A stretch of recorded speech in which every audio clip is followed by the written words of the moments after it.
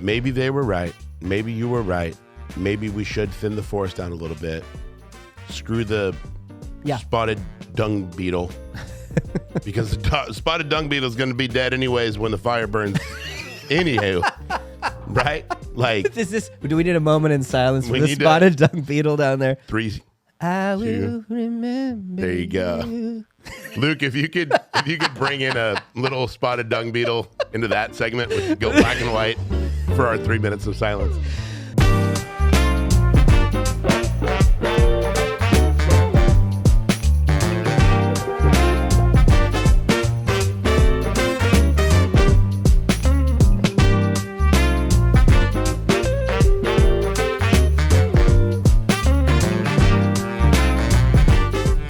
Welcome to the Cam and Joe Show. My name is Joe with my good friend Cam. Good morning. Happy Friday, buddy. Yeah, man. How are you? I'm well, man. You know what was such a blessing for me this week? When I popped in the Steelhouse yesterday, right before I popped over to Fernando's, hit up Fernando's for lunch. Such good food. Such great food. When I walked into Steelhouse, man, there was not a vacant seat. That's what we're saying. And that was so stinking cool to see. It's just a testament to everything that you guys do well. Thank you. So appreciate it, man. Cheers to hard work paying off, and absolutely, man. More and more people locally learning about Steelhouse. How's the subscription? It's going good. We're finished. I just did some more photos yesterday to kind of get some more stuff up and running, but I'll make sure everybody knows about it. Yeah. When we get that thing up and rocking. Cool. So you may have heard, maybe seen it on social media, potentially smelt that some smoke. that there's a fire in California. Now, believe it or not, crazy. Now, this is before fire season. So, yeah. Before you skip and fast forward because you've heard so many things, we're locals, Northern California. We're actually going to tell you what, like, as a local, because what you're hearing a lot of is somebody from Tennessee or Florida, or somebody's just got such California hate about California all the time. We understand that it's mismanaged. We understand stuff's going on, but let's just we're going to give you a little of our insight on it because I think it does bring some perspective. I agree. Right. So, especially being from a part of the state that more of our most recent 6, 7, and 8 summers have been smoky gray summers than they've been blue and NorCal enjoyable. Right. Yeah. I remember pre-COVID, it was the 2018 is Campfire. Paradise. I bought a mask. I actually bought a rebreathing mask because the smoke was so bad. The sun was red the whole day. It was bad. So, we understand fires in this area, and you're probably like, move. It's like, no, I'm good. I love it here. We have got our family here. But we can tell you, we have tried, okay? You're going to be like, you guys don't try enough. No, we do. I don't know if you understand. So weather system-wise, I always go, okay, so we have our seasons. We have winter, pre-fire season, fire season, post-fire season, winter. Extended fire season, some rain. Which is Christmas. weird. Yeah. January is normally not a fire season. Yeah. It's very, very odd. It's weird. Yeah, it's definitely, because fire season is naturally late summer when everything is just so dry, and then you get those June, July, or early August lightning storms. Yep. NorCal at least. And then you're seeing buddies from YCFD or Marysville Fire, Linda Fire gearing up, and I'm heading off to the complex fire, or this, that, and the other, and they're gone for 9, 10, 12 days at a time. Where we're at. Every year. Yeah, exactly. Where we're at is we're 45 minutes from Sacramento. We're 2 hours from the ocean. Okay? But we're also pretty much 2 hours from Nevada. Yep. We're literally in the middle of the state. North Valley. So when you're going, hey, I can tell you that Northern California is vastly different than Southern California. The problem is more people live in Southern California than Northern California. Yep. Which is why the votes, when you go, man, it's just super liberal. Yeah, depends on where you go. It really just depends on where you go. Most people in small rural towns are more realistic, more chill. If you live in a big metropolitan area like Los Angeles or San Diego or San Francisco, it is a lot more unrealistic. And we do visit those places. I love going to San Fran. I love me some San Diego. I almost made a Ron Burgundy joke, but I don't want to lose the viewer. And the poop map. I don't use the poop map. You just stay in the main spots. You're fine. Like, just being real. Like, there's a lot of misconceptions of California, and there's a lot of things that just get crapped on. But I will tell you this, okay? And if you've stuck with this long, mismanagement is huge. Absolutely. Up here, I actually pulled up a stat here for people talking about rainwater. 95% of California's rainwater flows directly back into the Pacific Ocean. Which, so that is just. I know, but I remember in high school, I'm rarely without words. You know that, sure. But what do you say to that, man? Well, like, oh my gosh. Well, it's not like it's new information. In high school, I know, but still. In high school, they were talking about, and this was 20 years ago. They're going, hey, man, we need to build aquifers over by the Delta to retain some water for Northern California for emergencies and all these different We've been talking about that forever. And it was funded, and it got passed. And guess what? They never did anything with the money. And so, which is awful. It's right. So the same thing that's happening down there. I mean, think about it. PG&E with the fires and all the stuff that happened with the electricity. Yeah. They literally had electrical lines hit areas that they should have been maintaining. I did drone flights for those areas. Yeah. I literally worked with crews on cleaning up some of that stuff. I don't know if you do any of that. But flying the drones, seeing how much land. Oh, man.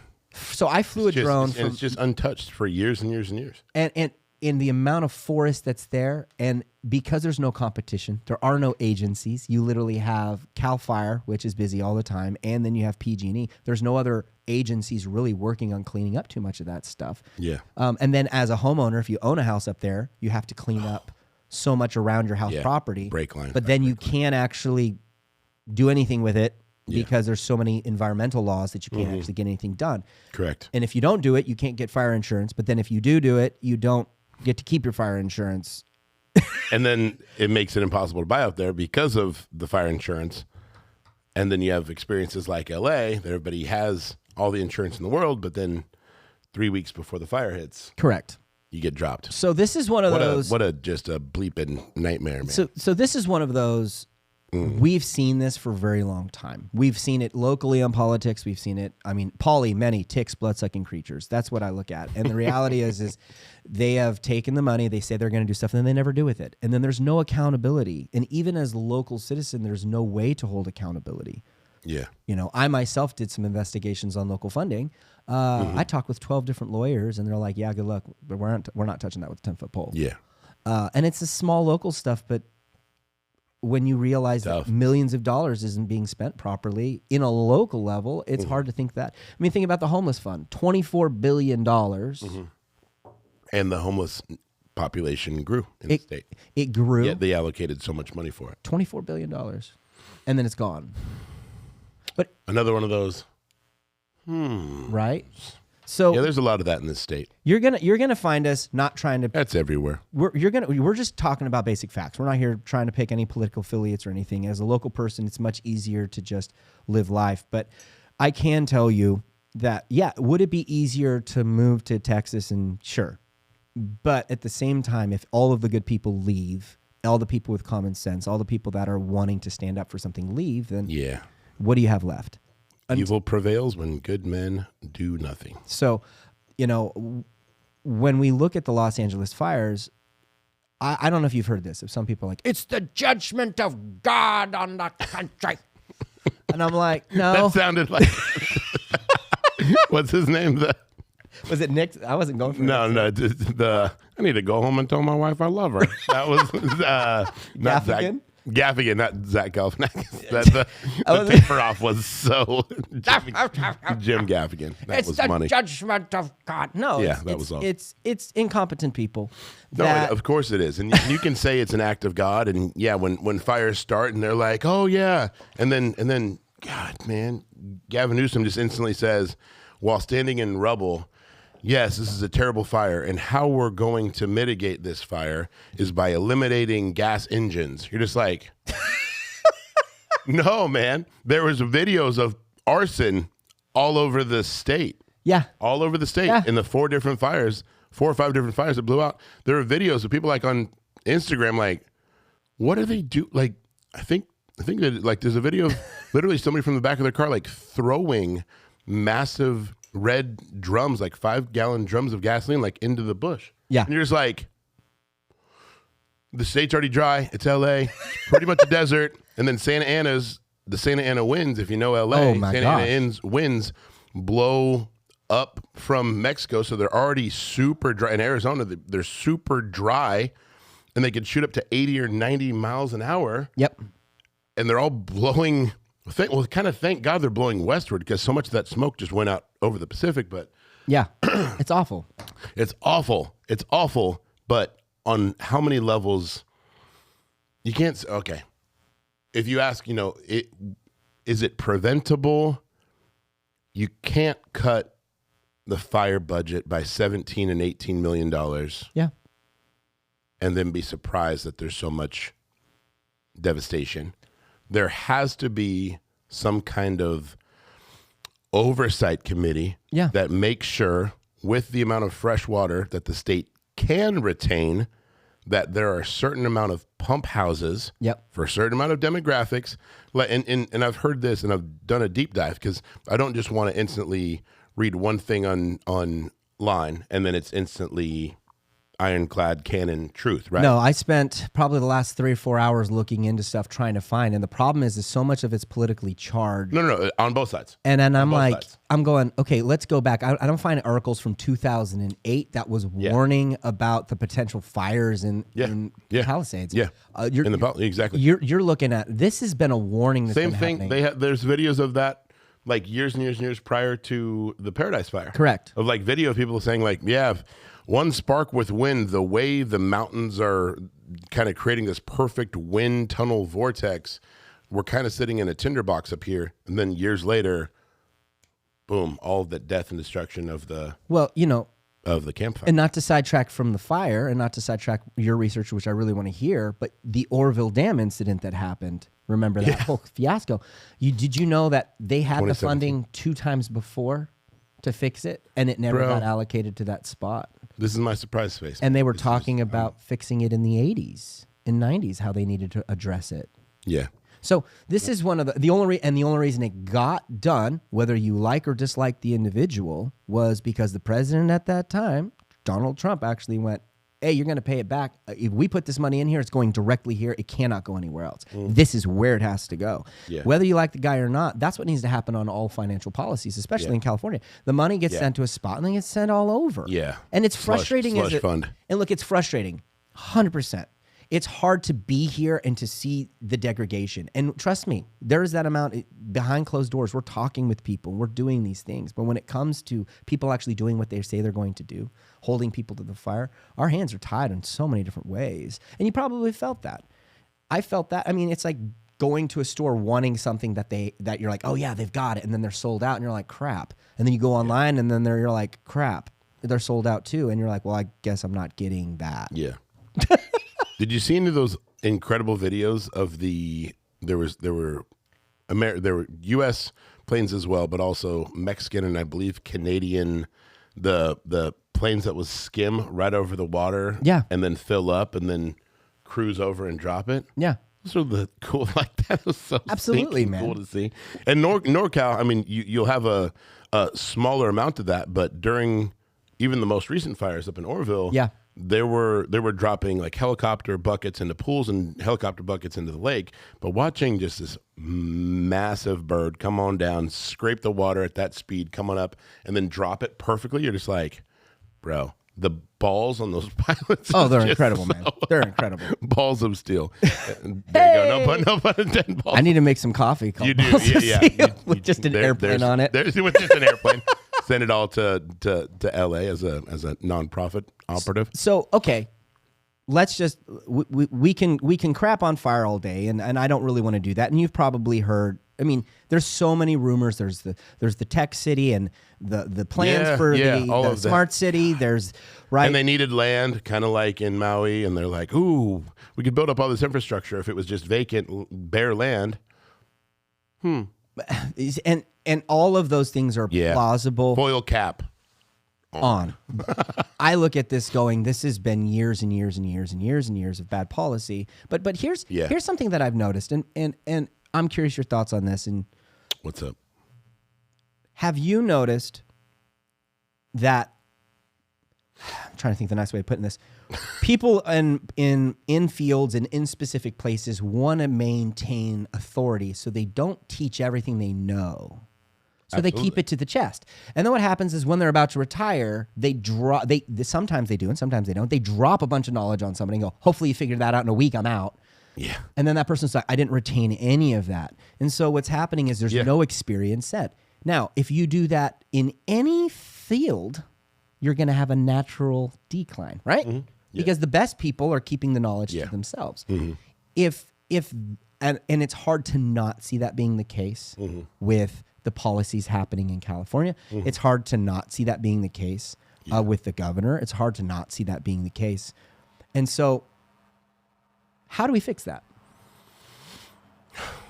At a state level, you have to create individual teams and coalitions to monitor what the actual policy makers are doing. And then you have to have accountability. Yeah. But how do you force from a citizen's level? Yeah. It's your power is in your vote. Yep. Right? You continue to get what you get if all you do is vote for the same thing. Correct. Right? Nothing changes if nothing changes. So for those of us in the state of California that are like, oh man, I'm tired of misallocation of funds. I'm tired of the state being on fire every year, every other year. I'm tired of 95% of our water that we want in Northern California so we can go and ski and enjoy the lakes, yet we have to send it all down to LA because LA is a desert just for it to flow into the ocean. Like that stuff frustrates me. So what do? We do what we're able to do, which is vote better. Yeah. Right? And then ask for just a crazy amount of resolve and have either at a local or a state level having people calling in and asking like, hey, can I get a phone call back, or can I get an email? Can I get this addressed? Because they are representatives. They represent us. When they're voted in, they're supposed to be representing us. Yeah. Not just a small pocket of individuals in Southern California. Sure. Right? Yeah. I agree with that 100%. It's a tough question because it's not an easy answer. No, it's not. I agree with that 100%. I also, I think this kind of leads into everything. I was actually reading this morning, there was an article, Los Angeles Times 2023, talking about if they could retain 15% of the rainwater down there, they would have never run out of water. Mm-hmm. That's huge. Wow. That would have been a fix. And so the people, though, and I've talked with, I don't know if you've had this conversation with people. I've talked with a lot of people. My vote doesn't matter. I'm in such a state that's so blue or so red or whatever. It doesn't matter what my vote is. It doesn't really matter. And I think that you should stick to your guns, because in the end, whether you agree with somebody or don't disagree with somebody, you should stick to what you know. Now, there is evidence, and you have to readjust based off the evidence that's around you. And I think that's the issue that I always run into, especially with this. The policies we're seeing enacted or we're seeing the evidence of, it wasn't like this happened overnight. No. Okay? Mm-mm. And so for all of a sudden, I mean, people have been crapping on California for years, but all of a sudden for us to go, man, wow, can't believe Newsom did this. No. Yeah. We have part to blame. Yeah. We allowed it. Yeah. We were like, you know what? You're right. You should put more money in things that don't matter. Mm-hmm. You know what? You're right. You should put $24 billion into the homeless. Yeah. And we never asked. Silent majority. That's why they call it a silent majority. And many of us feel the exact same way, but we never do much about it, or we never cause such a fuss. Correct. When we're upset. And these fire policies were put in the 90s. Mm-hmm. And earlier, 90s and 80s, and you're looking at what we're dealing with now. Some of the policies, can't remember what it's called.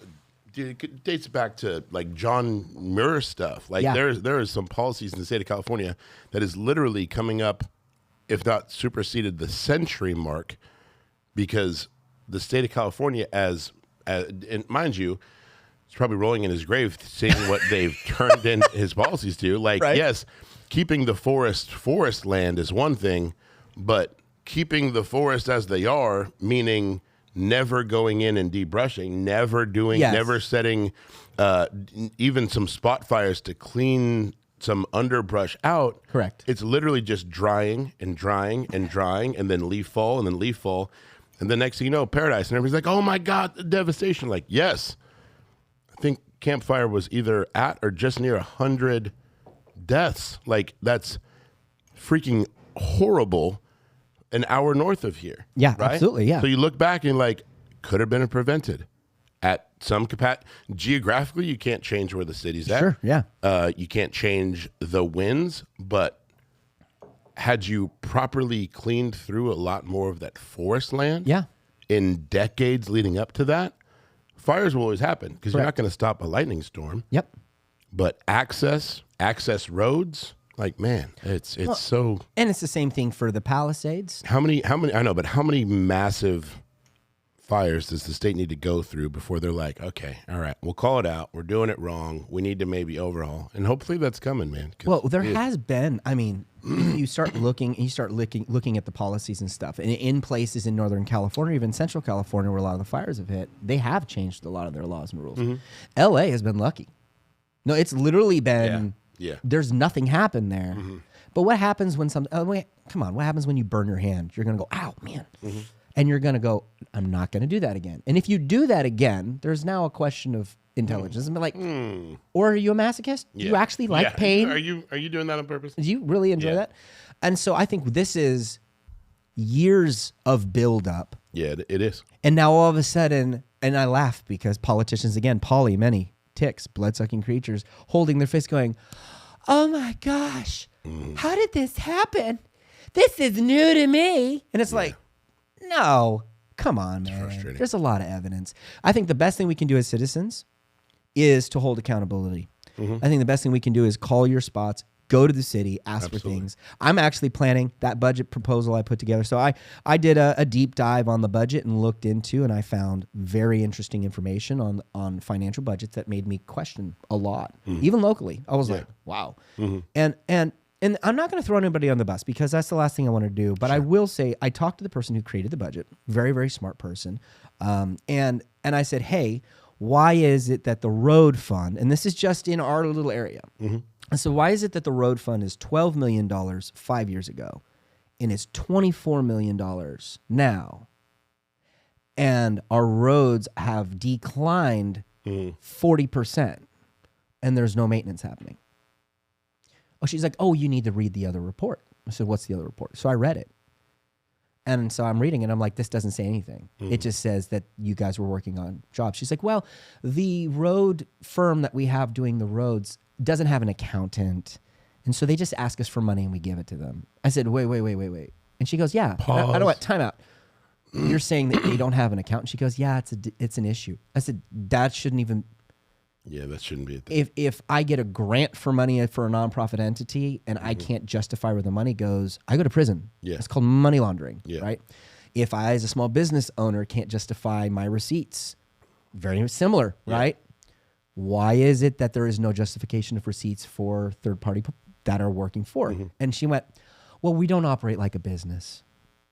You are a business. And I went, I understand that you're not operating like a business, and I respect that. At the same time, you do have to see as a person that lives here, this creates some cause. This creates me to pause and go, why is this happening? So that's on a local level. That's not on it. And if that person with the best intentions, the sweetest person, like I can't get past that enough. Like literally was the most cordial kind. There was no viciousness. I was asking questions, very sweet. Said, if you need anything else, let me know.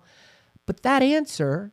Yeah, makes you scratch your chin again. Makes me go, huh? At a local level. Not because she wasn't saying the truth. She was 100% saying the truth. But the fact that was okay. The answer's bad. Yeah.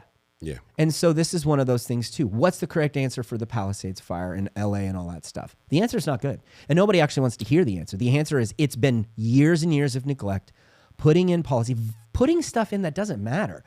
Homelessness gets fixed by, more often, nonprofit entities by getting charitable donations from other things, religious entities and such, that place in position and actually fix those things. And putting a pause on new individuals becoming homeless Correct. experiencing homelessness in the first place. So instead of going, hey, let's just give you a bunch of money. So how do we prevent the future from happening? We learn from our mistakes. If we don't learn from our mistakes, we're doomed to repeat them. And what I'm hoping from that's what keeps happening in the state. And that's what I'm hoping happens here. And this is why I'm not going to leave. I'm going to be honest. This is why I haven't left yet. Write it out. I want to be there to help fix it. I want to take my duty as a citizen and go, no, this isn't okay. I'm not okay with this. I'm going to hold accountability and standard. And we're going to make it better. And I think that's the proper answer. And I think you completely nailed that. I think with anything, you want more accountability. But part of accountability is calling it like it is and calling yourself out when you're wrong. But that is so hard. It's hard for anyone in power. Yeah. Right? Period. That's just a blanket statement. It's hard to call yourself out on an L if you're in power. Yeah. It's easy to say, oh, well, we're going to blame the gas engines, or, oh, it's been dry, or, oh, global warming, or, oh, this, or, oh, that. Never. Maybe they were right. Maybe you were right. Maybe we should thin the forest down a little bit. Screw the spotted dung beetle. Because the spotted dung beetle is going to be dead anyways when the fire burns. Anywho. Right? Like, do we need a moment in silence for the spotted dung beetle down there? 3, I will remember. There you go. Luke, if you could bring in a little spotted dung beetle into that segment, we could go black and white for our 3 minutes of silence. But I mean, it's like, bro, think of that. Even if they did it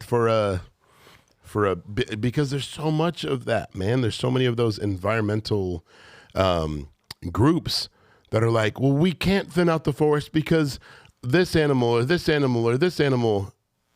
Well, now they're charred. Yeah.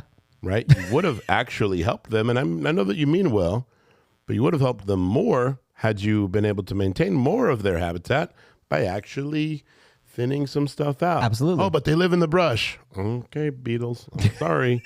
We're gonna do this for the bears and the elk and everything else and the squirrels. Mr. Beetle, it's time to go. Yeah. Absolutely. 3 more seconds. 2, 1. There we go. I almost shed it. I was. Well, it's emotional. Tissue boxes. I know, man. I need it. The budget around here. So it's really one of those things. Accountability. It is. It's 100% accountability. And I know as a Californian, I have been sleeping. I know. And it's easier to go on Facebook and just rant about how awful the governor is. It's easy to go on Facebook and rant about how all your friends that don't agree with you are wrong, or how it's this big cabal intelligent thing that's happening behind the scenes, or maybe because you've been asleep and you've sat there and you've shut your mouth and you've allowed this thing to creep in. It's happened. Yeah. And instead of blaming everybody else, take the responsibility for yourself. Yeah. I'll take it. I'm part to blame for that fire that happened down there. Why? Because I kept my mouth shut. And I allowed it to happen by not speaking up as a Californian. I'll own that. Yeah. But now how do we fix it? Yeah. And so those are the questions we have to ask. And I think if the nation can do that, if we can do that in whole, if we can stop going, well, it's because of the Wisconsin governor said to the Florida governor. Yeah. And it's, again, to double down on your point, it's easy to just look at Gavin Newsom because he manages the state and be like, it's Gavin's fault.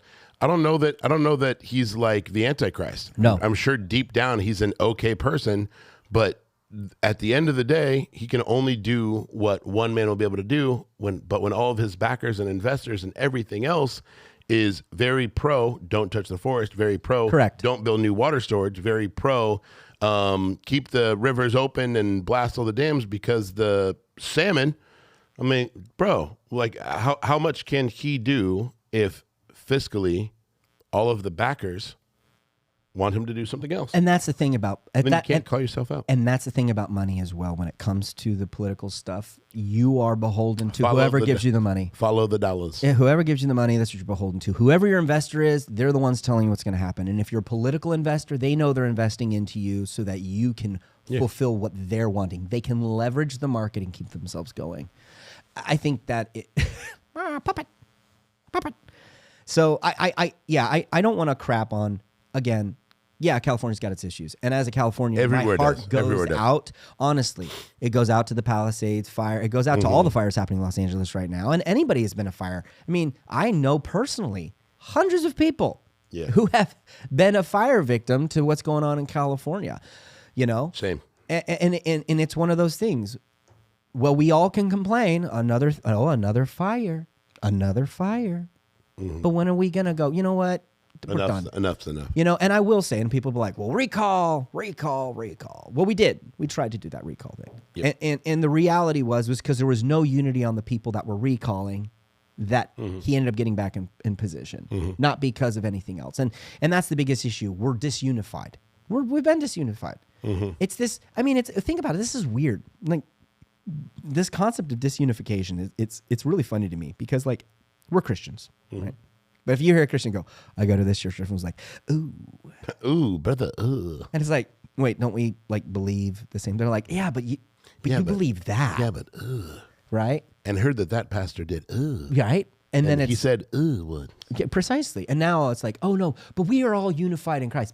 But we've judged each other on every element because we don't like X, Y, and Z. And that's okay. Look, yeah. But then when something happens against what you're wanting to do because you were bickering amongst yourselves, correct.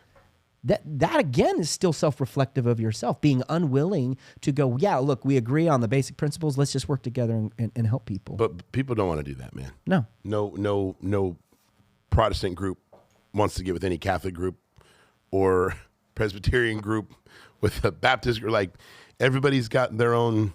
Everybody's got their own thing, and it's just like politics. It's just like Kings Lakers. It's like Giants Dodgers. It's like anything, right? You're gonna have your affinities, whether it's political or religious or whatever, because that's what you've grown up in. That's what you've been groomed to, right? Yeah. It's hard to have conversation in general with people that feel opposite of you. Absolutely. Easy to have conversation with everybody that agrees with everything you say, right?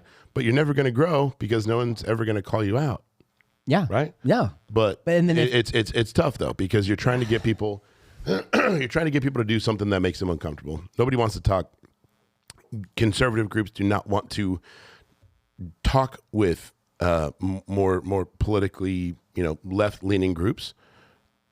Because they think opposite. And the next thing you know, you get them in a room and it turns into a gunfight. And you're just like, well, this didn't work out. Yeah. Well, and I think that it doesn't matter if the tribes are fighting themselves. If a fire comes down and burns through the land that the tribes are fighting over, it doesn't matter. Correct. It doesn't. Well said. Doesn't matter if you're a blue house or a red house or a purple house. Like the fire's still happening. I can't remember who said it, but I love it. They're like, I'm not right wing. I'm not left wing. I'm for the whole bleeping bird. I'm like, I love that. And if we had that like mentality, like, and it also bothers me that some of my conservative friends were posting things like, it's LA, they're so deep blue, let it burn. I'm like, that's disgusting. No, but that's your heart, man. That's, I know. Like, well, out of the abundance of the heart, the mouth speaks. But it's just like, bro, dude, come on. What is that?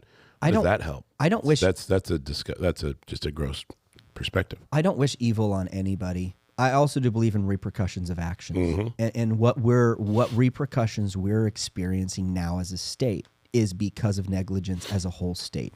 Yes, there's more votes that happen down in LA, and in San Diego area that is a lot more leaning towards the policies for not wanting to put out the fire and not wanting to restore, not wanting to hold on to the water because everything's fine.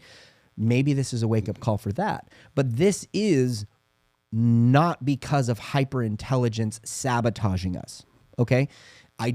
It's hard for me to get into this whole thing of like, oh, did you hear about this secret agency? It's like, how about we just go based off the face facts?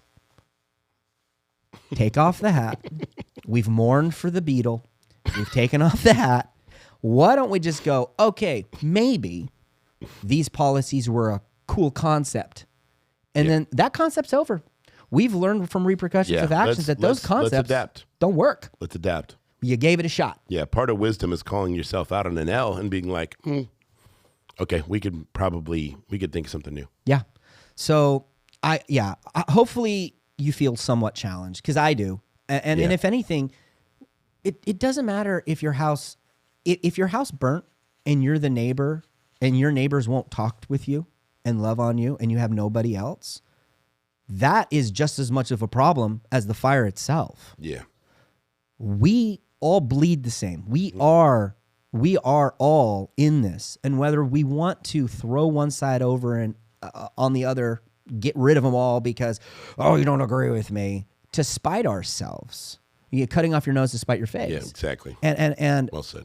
I think by looking down there, I have seen some incredible unity happening. Yeah. I've seen a lot of people coming together. Yeah. I mean, and it's crazy because you're seeing these houses, mansions are going, come on in. It doesn't matter. It doesn't matter what your house was. Yeah. It doesn't matter if you lived in a shack. It doesn't matter. It's come humanity. In, let's love on humanity.